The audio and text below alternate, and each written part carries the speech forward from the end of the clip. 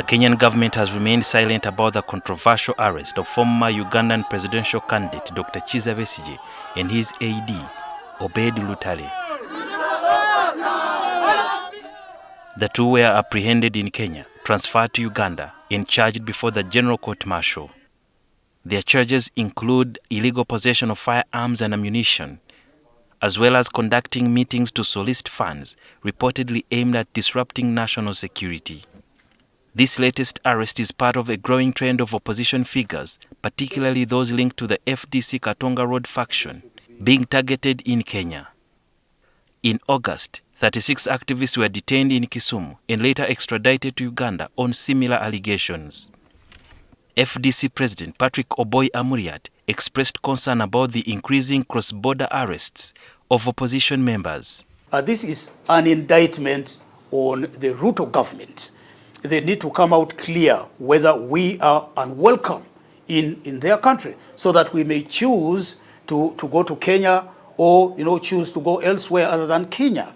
And this says a lot about the cooperation, the East African cooperation, that on paper seems to be something that brings the East Africans together, but in practice it looks like there are restrictions going around the East African region. Before, in 2018, when they arrested the Honorable Kyagulanyi Narua, they said they found some guns, machine gun, I don't know, rounds of ammunition in his hotel room and all of that. It is usually fabricated stuff. So I don't believe that is true. But even if it were to be true, let's imagine, for argument's sake, that Dr. Besigye had a pistol while in Kenya. How is that a problem for the government in Uganda? Dr. Besigye's lawyer, Ronald Samuel Wanda, has stated that he was able to speak with his client and Lutale. Health-wise, he's okay. At least he has confirmed he has not been tortured. But what the problem is, because he's an elderly person, as we know, he's of advanced age, so there's some medication that he's supposed to take, and that has not been given to him as of now. According to Dr. Besigye, they were driven into Uganda through the Malaba border crossing, despite initially entering Kenya through Nairobi's Jomo Kenyatta International Airport. They did not go through any immigration processes at the border point. They were just whisked away and then brought back to Uganda. When he was brought back to Uganda, he says he was in the military barracks. He did not indicate which one in particular. We want to assume it was Mbuya or Machindie. But he didn't indicate which one exactly, but he said they were in military barracks.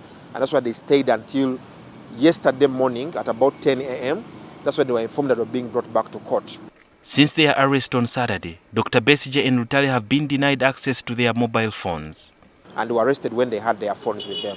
And right now they don't have them. So what we're not sure of is whether it's with the Kenyan security agencies or it's with the Ugandan security agencies. It's not clear how many security operatives abducted Dr. Kizza Besigye and Obeid Lutale from Kenya on Saturday when they had gone for a meeting at an apartment in Riverside, Nairobi. According to Dr. Kizza Besigye, the people who abducted them before driving them into Uganda were driving Ugandan cars with private number plates.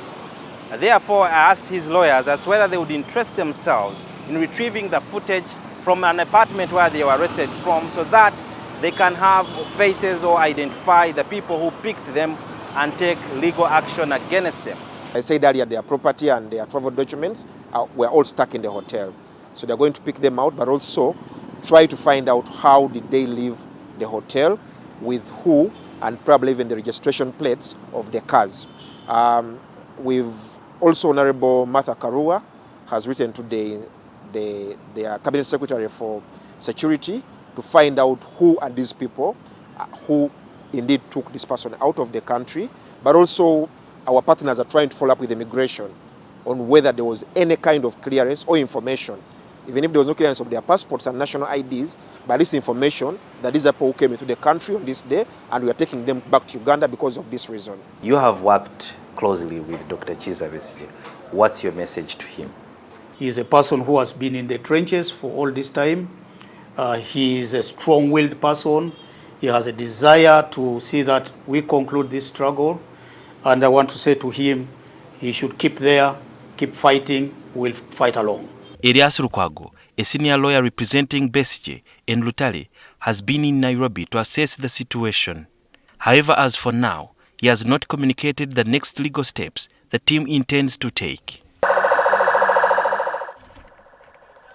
Dr. Besigye and Lutale are currently on remand at Luzira Prison, awaiting their next court appearance, scheduled for December 2nd.